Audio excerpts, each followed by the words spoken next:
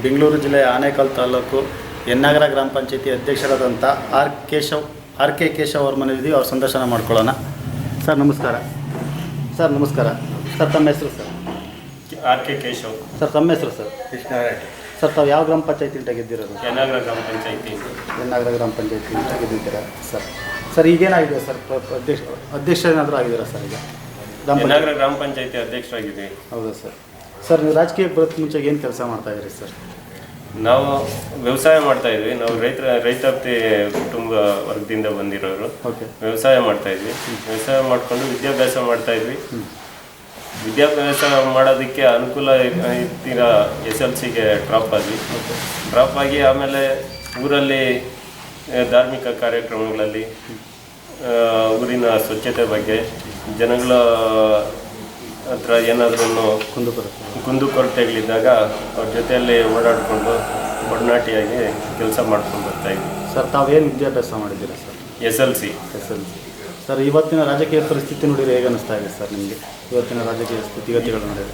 ಇವತ್ತಿನ ರಾಜಕೀಯ ಸ್ಥಿತಿಗತಿಗಳು ಬಗ್ಗೆ ಹೇಳಬೇಕು ಅಂದರೆ, ಜನಗಳಿಗೆ ರಾಜಕೀಯ ವ್ಯಕ್ತಿಗಳು ಅಂದ್ರೇ ಅಸಹ್ಯ ಅನ್ನೋ ಮಟ್ಟಕ್ಕೆ ಹೋಗ್ಬಿಟ್ಟಿದೆ ಸರ್. ಯಾವುದೇ ಡಿಪಾರ್ಟ್ಮೆಂಟ್ಗಳಿಗೆ ಹೋದರೆ ಎಜುಕೇಷನ್ ಕೇಳ್ತಾರೆ. ರಾಜಕೀಯ ಒಂದಕ್ಕೆ ವಿತೌಟ್ ಎಜುಕೇಷನ್ ಎಂಟ್ರ್ ಆಗ್ಬೋದು. ಆದರೆ ನಿಮ್ಮ ಪ್ರಕಾರ ರಾಜಕೀಯ ಮಾಡಲಿಕ್ಕೆ ಎಷ್ಟು ವಿದ್ಯಾರ್ಹತೆ ಇರಬೇಕು ಒಬ್ಬ ಸದಸ್ಯನಾಗೋದಕ್ಕೆ? ಅಟ್ಲೀಸ್ಟ್ ಒಂದು ಪದವಿ ಆದ್ರೂ ಪಡ್ಕೊಂಡಿರ್ಬೇಕು. ಪದವಿ ಅಂದರೆ ಒಂದು BCom ಡಿಗ್ರಿ ಆಗಿದ್ದರೆ ಒಳ್ಳೇದು ಅನ್ನಿಸ್ತೈತೆ ಇವತ್ತು ಸರ್. ಯಾಕೆಂದರೆ ನನ್ನ ಅನುಭವ ಆ ಥರ ಇದೆ. ನಾನು ಗ್ರಾಮ ಪಂಚಾಯತಿ ಅಧ್ಯಕ್ಷನಾಗಿ ನನ್ನ ಅನುಭವ ನನಗೆ ಆ ಥರ ಇದೆ ಸರ್. ತಮ್ಮ ಮಗರು ಗ್ರಾಮ ಪಂಚಾಯತಿ ಅಧ್ಯಕ್ಷರಾಗಿದ್ದಾರೆ, ಹೇಗೆ ಅನ್ನಿಸ್ತಾ ಇದೆ ತಮಗೆ? ಏನು ಪರವಾಗಿಲ್ಲ, ಅದೇ ಮಾತಾಡ್ತಾ ಇದ್ದೀವಿ ನಾವು. ನಾನು ವರ್ಕು ಮುಂಚೆ ಏನೋ ಪರವಾಗಿಲ್ಲ, ಇಷ್ಟಿನಕ್ಕೂ ಇವಾಗ ಬಂದಿರೋದಕ್ಕೂ ಪರವಾಗಿಲ್ಲ ಅಂದು ನಮ್ಮ ಸೆಕ್ರೆಟರಿ ಕೂಡ ಹೇಳ್ತಾ ಇದ್ದೆ. Okay sir. ನಿಮಗೆ ರಾಜಕೀಯ ದೇಶಗಳಿಂದ ಕೆಲಸ ಅಂತ ಹೇಳ್ಬಿಟ್ಟು ಏನಾದರೂ ಉದ್ದೇಶ? ರಾಜಕೀಯ ಅಂದರೆ ಈಗ ಪಂಚಾಯತಿ ಅಧ್ಯಕ್ಷನಾಗಿದ್ದೀನಿ. ಏನಾದರೂ ಒಂದು ಚೇಂಜಸ್ ತರಬೇಕು. ಎಲ್ಲ ಥರ ಆಗಬಾರ್ದು. ಎಲ್ಲ ಗ್ರಾಮ ಪಂಚಾಯತಿಯವರನ್ನು ಪಂಚಾಯತಿಗಿಂತ ಮಾದರಿ ಗ್ರಾಮ ಪಂಚಾಯತಿ ಮಾಡಬೇಕು ಅಂತ ಹೊರಟಿದ್ದೀವಿ. ಅದಕ್ಕೆ ಹಲವಾರು ಕಾರ್ಯಕ್ರಮಗಳು ಹಮ್ಮಿಕೊಂಡಿದ್ದೀವಿ. ಅದನ್ನು ನಾವು ಪ್ರೋಸೆಸ್ ಮಾಡ್ತಾ ಇದ್ದೀವಿ ಸರ್. ಯಾವುದಾದ್ರು ಸಂಘ ಸಂಸ್ಥೆಗಳು ತಾವು ತೊಡಗಿಸ್ಕೊಂಡಿದ್ದಾರೆ ಸರ್? ಸಂಘ ಸಂಸ್ಥೆಗಳು ಅಂತೇನೂ ಇಲ್ಲ. ನಾನು ವಿನಾಯಕ ಸೇವಾ ಸಹಕಾರ ಸಂಘದಲ್ಲಿ ಒಂದು 5 ವರ್ಷ ಅಧ್ಯಕ್ಷರಾಗಿ ಕೆಲಸ ಮಾಡಿದೆ. ಮತ್ತು ನಮ್ಮ ಸ್ನೇಹಿತರು ನಡೆಸ್ಕೊಂಡು ಹೋಗ್ತಾ ಇದ್ದಾರೆ. ಪ್ರತಿ ವರ್ಷವೂ ಧಾರ್ಮಿಕ ಕಾರ್ಯಕ್ರಮಗಳು ಆ ಸಂಘ ಸಂಸ್ಥೆಯಿಂದ ನಡೆಸ್ಕೊಂಡು ಹೋಗ್ತಾ ಇದ್ವಿ ಸರ್. ಆಲ್ರೆಡಿ 3 ವರ್ಷ ಅಧಿಕಾರ ಮುಗಿದಿದೆ ಸದಸ್ಯರಾಗಿ. ಮುಗಿದಿರೋಂಥ ಅವಧಿಯಲ್ಲಿ ಏನೇನು ಕೆಲಸಗಳು ಕಾರ್ಯಗಳು ಮಾಡಿದೆ ಸರ್ ನಿಮ್ಮ ಊರಿಗೋಸ್ಕರ? ಪ್ರತಿದಿನ CC ಟ್ರೈನ್ಗಳು, ರಸ್ತೆಗಳು, ನೀರಿನ ವ್ಯವಸ್ಥೆ ಎಲ್ಲ ಕಲ್ಪಿಸ್ಕೊಂಡು ಬರ್ತಾಯಿದ್ವಿ. ಈಗ ವಿಶೇಷವಾಗಿ ನೈರ್ಮಲ್ಯ ವರ್ಷಾಚರಣೆ ಮಾಡಬೇಕು ಅಂದ್ಬಿಟ್ಟು ಮಾಡಿಕೊಂಡು ಇಷ್ಟು ದಿನ ಒಂದು ₹1 ಕೋಟಿ ಒಳಗಡೆ ಬಜೆಟ್ ಮಾಡ್ಕೊಳ್ತಾ ಇದ್ವಿ. 1.5 ಕೋಟಿ ಬಜೆಟ್ ಮಾಡಿ ಸಂಪೂರ್ಣ ಬಜೆಟ್ನ ನೈರ್ಮಲ್ಯ ವರ್ಷಾಚರಣೆಗೆ ಮಾಡ್ಕೊಂಡಿದ್ದೀವಿ. ನಾವು ನಮ್ಮ ಗ್ರಾಮ ಪಂಚಾಯತಿ ಸದಸ್ಯರು, ನಮ್ಮ ಅಧಿಕಾರಿ ವರ್ಗದವ್ರನ್ನ ಎಲ್ಲರನ್ನೂ ಕರ್ಕೊಂಡು ದೇವನಹಳ್ಳಿ ಹತ್ರ ಅಣ್ಣೇಶ್ವರ ಪಂಚಾಯತಿ ಅಂತಿದೆ, ಅಲ್ಲಿ ವಿಸಿಟ್ ಮಾಡಬೇಕು. ಅವರು ಈ ಸ್ವಚ್ಛತೆ ಬಗ್ಗೆ ಕಾರ್ಯಕ್ರಮ ಹಮ್ಮಿಕೊಂಡು ಅಲ್ಲಿ ಸ್ವಚ್ಛತೆ ಬಗ್ಗೆನೇ ಹೆಚ್ಚಿನ ಕಾಳಜಿ ಕೊಟ್ಟಿದ್ದಾರೆ. ಅಲ್ಲಿ ಹೋಗಿ ಯಾವ ಥರ ಮಾಡಿದ್ದಾರೆ, ಏನು ಮಾಡಿದ್ದಾರೆ ಅಂತ ತಿಳ್ಕೊಂಡು ಬಂದು ನಾವು ಇಂಪ್ಲಿಮೆಂಟ್ ಮಾಡಬೇಕು ಅಂದ್ಬಿಟ್ಟು ಹೋಗಿ ಪ್ರವಾಸ ಕೈಗೊಂಡು ನೋಡ್ಕೊಂಡು ಬಂದ್ವಿ. ಅದೇ ರೀತಿ ಕೈಗೊಂಡು ಬಂದು ಪೂರ್ತಿ 1.5 ಕೋಟಿ ಬಜೆಟ್ನ ಸ್ವಚ್ಛತೆಗೆ ಮಾಡಿದ್ವಿ. ಪ್ರತಿ ಮನೆಗೂ 2 ಕೊಳೆಯುವ ಕಸ, ಮಳೆದ ಕಸ ಅಂದ್ಬಿಟ್ಟು 2 ಡಸ್ಟ್ಬಿನ್ ಕೊಡ್ತಾ ಇದ್ದೀವಿ ಪ್ರತಿ ಮನೆಗೂ ಗ್ರಾಮ ಪಂಚಾಯತಿಯಿಂದ ಉಚಿತವಾಗಿ. ಅದೇ ರೀತಿ ಪ್ಲಾಸ್ಟಿಕ್ ಮುಕ್ತ ಪಂಚಾಯತಿ ಮಾಡಬೇಕು ಅಂತ 2 ಕ್ಲಾತ್ ಬ್ಯಾಗ್ ಕೊಡ್ತಾ ಇದ್ದೀವಿ. ಆ ಬ್ಯಾಗ್ ತೊಗೊಂಡೋದ್ರೇ ದಿನಸಿ ಐಟಮ್ ಕೊಡಬೇಕು, ತರಕಾರಿ ಐಟಮ್ ಕೊಡಬೇಕು ಅಂತ ಎಲ್ಲರ ಜನಗಳ ಹತ್ರ ಜಾಗೃತಿ ಮೂಡಿಸೋದಕ್ಕೆ ನಾವು ಅಂಗನವಾಡಿ ಆಶಾ ಕಾರ್ಯಕರ್ತರು, ವಿದ್ಯಾಸಂಸ್ಥೆಗಳನ್ನ ಇನ್ವಾಲ್ವ್ ಮಾಡಿಕೊಂಡು ಆ ರೀತಿ ಕಾರ್ಯಕ್ರಮ ಹಮ್ಮಿಕೊಂಡಿದ್ದೀವಿ ಸರ್. ಈಗ ಅದು ಬಿಟ್ಟು ಈಗ ಪಂಚಾಯಿತಿ ವ್ಯಾಪ್ತಿಯಲ್ಲಿ 20 ಅಂಗನವಾಡಿಗಳು ಬರ್ತೈತೆ. 20 ಅಂಗನವಾಡಿಯಲ್ಲಿ ಒಂದು 12 ಅಂಗನವಾಡಿಗೆ ಸ್ವಂತ ಕಟ್ಟಡ ಇತ್ತು. 8 ಅಂಗನವಾಡಿಗೆ ಸ್ವಂತ ಕಟ್ಟಡ ಕಟ್ಟಿಸ್ತಾ ಇದ್ದೀವಿ. ಈ ಪ್ರೋಸೆಸ್ಸಲ್ಲಿದೆ. ಇನ್ನೇನು ಒಂದು ತಿಂಗಳು 1.5 ತಿಂಗಳಲ್ಲಿ ಮುಗಿತೈತೆ. ಅದು ಬಿಟ್ಟು ಶ್ರೀಶಕ್ತಿ ಭವನಗಳು ಮಾಡ್ತಾ ಇದ್ದೀವಿ. ಎರಡು ಅಂಬೇಡ್ಕರ್ ಭವನ ಮಾಡಿಸ್ತಾ ಇದ್ದೀವಿ. ಅದೆಲ್ಲ ಮುಗಿದ ಮೇಲೆ ಈಗ ಪ್ರೀಕಾಸ್ಟ್ ತೊಟ್ಟಿಗಳು ಅಂದ್ಬಿಟ್ಟು 200 ತೊಟ್ಟಿಗಳು ಮಾಡ್ತಾ ಇದ್ದೀವಿ.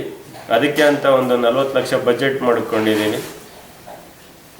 ಮಾಡಿಕೊಂಡು ಈಗ ಅದು ಆ ತೊಟ್ಟಿ ಅಂದರೆ ಈಗ 3 ಫೀಟ್ ಬಿಡ್ತು, 9 ಫೀಟ್ ಲೆಂತ್, 3 ಫೀಟ್ ಹೈಟ್ ಬರುತ್ತೆ. ಅದನ್ನು 2 ಪಾರ್ಟೇಷನ್ ಮಾಡ್ತೀವಿ. 4 ಫೀಟ್ ಒಂದು, 5 ಫೀಟ್ ಒಂದು ಮಾಡಿ ಆ 4 ಫೀಟಲ್ಲಿ ಕೊಳೆಯುವ ಕಸ ಅಂತ ಅದ್ರ ಮೇಲೆ ಏನೇನು ಹಾಕಬೇಕು ಆ ತೊಟ್ಟಿಯಲ್ಲಿ. ಆಮೇಲೆ ಅದನ್ನೆಲ್ಲ ಎತ್ಕೊಂಡೋಗಿ ಒಂದು ಹತ್ರ ಡಂಪಿಂಗ್ ಯಾರ್ಡ್ ಮಾಡ್ತೀವಿ. ಡಂಪಿಂಗ್ ಯಾರ್ಡ್ ಮಾಡಿ ಅದನ್ನು ರೀಸರ್ಕ್ಯುಲೇಷನ್ ಮಾಡಿ ಎರೆಹುಳು ಪ್ಲಾಂಟ್ ಮಾಡಿ ಆ ಗೊಬ್ಬರನ ರೈತರಿಗೆ ಮಾರಾಟ ಮಾಡಿ plastic separate, metal separate, glass piece separate ಅದನ್ನೆಲ್ಲ ಮಾಡಿ ಅದನ್ನು ಸೇಲ್ ಮಾಡಿ ಪಂಚಾಯತಿಗೂ ರೆವಿನ್ಯೂ ಬರೋ ಥರ ಮಾಡ್ಕೊಳ್ತಾ ಇದ್ದೀವಿ. ಅದು ಬಿಟ್ಟು ಗ್ರಾಮ ಪಂಚಾಯತಿಯಿಂದನೇ ಈಗ ಮೋರಿಗಳು ಕ್ಲೀನ್ ಮಾಡೋದಕ್ಕೆ ಅಂದ್ಬಿಟ್ಟು ತೊಟ್ಟಿಗಳು ಮೋರಿಗಳು ಕ್ಲೀನ್ ಮಾಡೋದಕ್ಕೆ ಅಂತ ಒಂದು 5 ಜನ ಲೇಬರ್ನ ಪಂಚಾಯತಿಗೆ ತೊಗೊಳ್ಬೇಕು ಅಂದ್ಕೊಂಡು ಯೋಜನೆ ಹಾಕ್ಕೊಂಡಿದ್ದೀವಿ.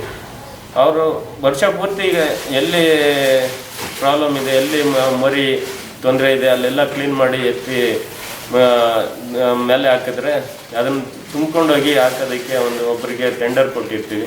ಅವ್ರು ತೊಗೊಂಡೋಗಿ ಹಾಕ್ತಾ ಇರ್ತಾರೆ. ವರ್ಷ ಪೂರ್ತಿ ಸ್ವಚ್ಛವಾಗಿರ್ತೈತೆ ಅಂದ್ಬಿಟ್ಟು ಆ ಕಾರ್ಯಕ್ರಮ ಅಂದ್ಕೊಂಡಿದ್ದೀವಿ. ಉಳಿದಿರೋಂಥ 2 ವರ್ಷ ಅವಧಿಯಲ್ಲಿ ಈ ಕಾರ್ಯಕ್ರಮಗಳು ಹಾಕ್ಕೊಂಡಿದ್ದೀವಿ. ಈ ಕಾರ್ಯಕ್ರಮಗಳೆಲ್ಲ ಮುಗಿದ ಮೇಲೆ ಆಮೇಲೆ ಮುಂದಿನ ಕಾರ್ಯಕ್ರಮಗಳು ಹಮ್ಮಿಕೊಳ್ಬೇಕು ಅಂದ್ಕೊಂಡಿದ್ದೀವಿ. ಅದು ಬಿಟ್ಟು ಏನು ಇವತ್ತು ಫ್ಯಾಕ್ಟ್ರಿ ಏರಿಯಾ ಬಂದಿದೆ, ನೀರಿನ ಸಮಸ್ಯೆ ಇದೆ.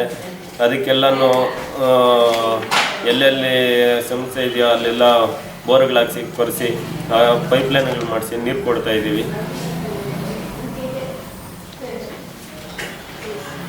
ಅದು ಬಿಟ್ಟು ಫ್ಯಾಕ್ಟ್ರಿ ಏರಿಯಾದಲ್ಲೆಲ್ಲನೂ ಕಂಪ್ಯೂಟರ್ ಸರ್ವೆ ಮಾಡಿಸಿ ಫ್ಯಾಕ್ಟ್ರಿನ ಕಾಂಟ್ಯಾಕ್ಟ್ ನಂಬರು, ಬಿಲ್ಡಪ್ ಏರಿಯಾ ಎಷ್ಟಿದೆ, ಖಾಲಿ ಜಾಗ ಎಷ್ಟಿದೆ ಅದೆಲ್ಲ ಒಂದು ಬುಕ್ಲೆಟ್ ಮಾಡಿಸಿ ಕಂಪ್ಯೂಟರ್ ಅಪ್ಲೋಡ್ ಮಾಡಿಸ್ಬೇಕು ಅಂತ ಅದು ಪ್ರಗತಿಯಲ್ಲಿದೆ.